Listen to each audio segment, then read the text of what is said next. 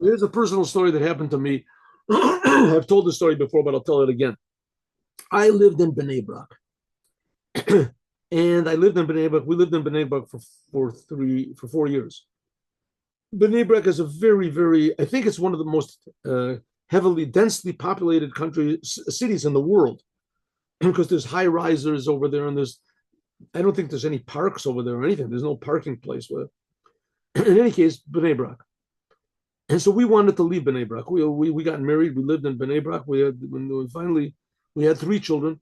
We had to get out. So we're looking to sell our house. So someone came and he looked at our house and he wanted to sell it. He wanted to buy it. We lived in an apartment. How we got the apartment was also a very big miracle, but we got an apartment. And the person that came that wanted to buy, and he didn't want to buy the house. He didn't want to. But looked at the house, a nice guy. He didn't want to buy the house. So somehow or other, I went over to his house. I went over to his house, and we were talking about, if you should buy it, how much you should pay, whatever. So finally, he decided he didn't want to. Why did he want to buy my house? Why did he want to buy my apartment? Because he lived in an apartment which was smaller than mine, and he had like 5 children, little children, sweet little kids, little children. But the place was packed. It only had like 2 bedrooms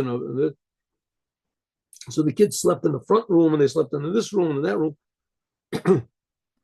So he said, I want to tell you a story how I got money to buy your house, to buy your apartment. In the end, he didn't want to buy it, to buy your apartment. He said, how was it? He said that after we had like 3 children, we got married, we had 3 children. This guy tells me the story. We had 3 children. So we started looking for a place to buy another house. The house was small. And then my wife gave birth to a 4th child. Now we really need it. So I applied. You could apply to the government for government loans and also government help. They would help big families and things like that. So I applied for help. So I didn't get an answer back. And the 4th child was born. And I didn't get an answer back. So I went down to the office and they said, we lost your papers. You have to fill it out again. So I filled out the papers again. And we waited. Nothing happened. I called up. I went down there again. This is after a year. And they said, we must have misplaced your papers again. We can't find your papers. Fill it out again. So I filled out the papers again. So I said, this is a limit. So I filled out the papers again. We waited for another year. My wife, meanwhile, she gave birth to the 5th child. She already gave birth for the 5th child. And still no answer. So my wife said, why don't you write to Lubavitcher Rebbe? I heard that now these people are not Chabad. They're Sephardic Jews. They're not Chabad. And there was a big influence in Bnei Brak, not important. Anyway, to keep away from Chabad. Chabad is one evil man did the whole thing. Though he was very feared and respected. Anyway, so somehow or other he had an effect on everybody. So everybody figured we're not taking any chances. We'll keep away from Chabad. So his wife said, why don't you write to the Lubavitcher Rebbe? So he said, now we're talking about, this is what, almost 40 years ago. This is almost 40 years ago. So he said, Chabad, I'm not going to write to Chabad. So his wife said, that's all a bunch of lies. They're telling me the thing is a bunch of lies that they're talking about Chabad. You never even looked into it at all. There's no basis for it. And not only that, the Rebbe helps a lot of people. Even the people that hate him, he helps a lot of people. Write to the Rebbe. No.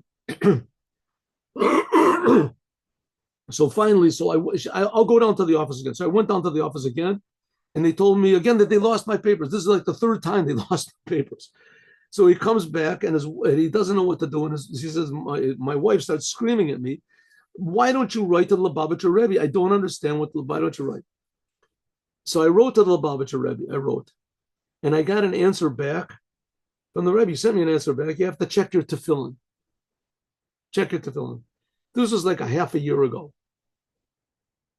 So I figured, the Rebbe writes it to everybody. Just to check my Tefillin. Not only that, a brand new pair of Tefillin I brought. So I said, I don't have to buy. I have a brand new pair of Tefillin. He writes this to everybody. So I go down to the office down there again, and they said, where are my papers? And they said, well, we misplaced them. We don't know. I came back. My wife started screaming at me again. This is like a whole chain of screams.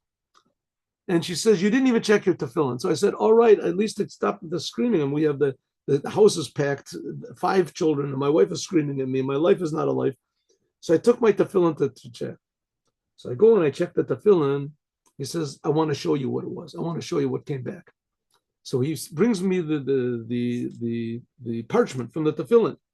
He says, see in the word where it says, B'shivtecha b'veisecha, when you sit in your house, b'veisecha, and the word in your house, there's a big hole in the base, in the letter base, and it made disqualified the tefillin. Brand new tefillin, disqualified. Disqualified. So right then and there, I bought a new pair of tefillin. So that was like 3 weeks ago. I bought a new pair of tefillin on the place.